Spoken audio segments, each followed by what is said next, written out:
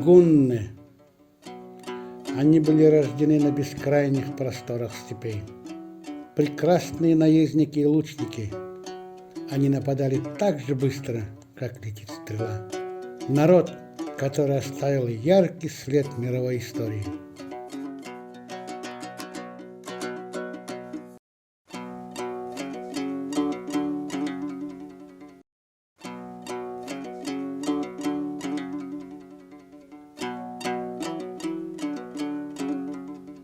В историографии различают гуннов азиатских и европейских.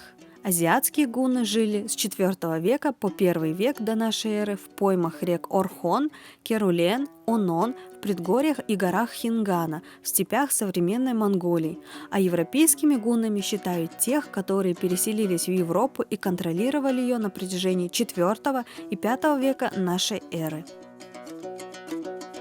Азиатские гунны с 185 года до нашей эры и по 36 год нашей эры провели 10 больших и малых войн со своими южными соседями, с империей Хань. В 8 из них удача была на стороне гуннов, а в 2 они потерпели поражение. Самое последнее боевое столкновение между гунскими и ханьскими войсками произошло в 36 году нашей эры. Это сражение принесло тяжелое поражение степным кочевым племенам гуннов.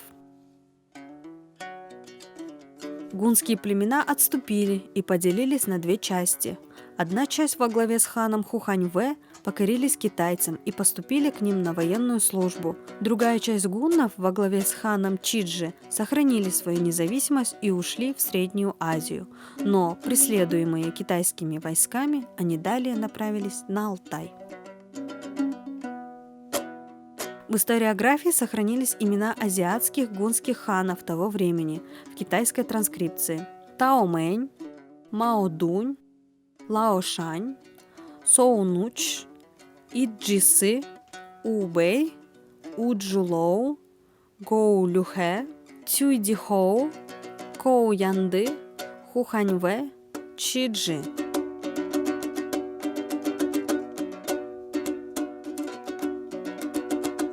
Задержавшись около 4 веков на Алтае, в его предгорьях и его окрестностях, гунны продолжили свое движение на запад.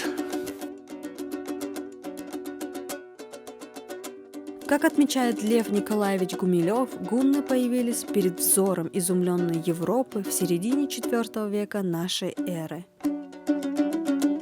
Появление гуннов и первые их столкновения с европейскими народами зафиксированы в описаниях европейских летописцев тех времен: Аммиана Марцеллина в произведении «Римская история» и Иордана в историческом предании «Готика». В описаниях названных летописцев, которые, кстати, сами никогда не сталкивались и не общались с гуннами, а описывали их с чужих слов, степные пришельцы представлены в самых мрачных и неприглядных тонах.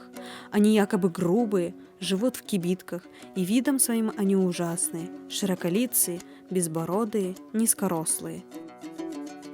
Однако один историк, летописец и посол Восточно-Римской империи Приск Панийский при гунском дворе жил, общался и тесно контактировал не только с простыми гуннами, а даже с самим верховным их ханом Аттилой. В своем сочинении «История Византии и деяния Аттилы» он описывает гуннов как гостеприимных, справедливых и храбрых людей. Именно летописные записи данного автора проливают свет на правила и законы гуннов и их государства изнутри.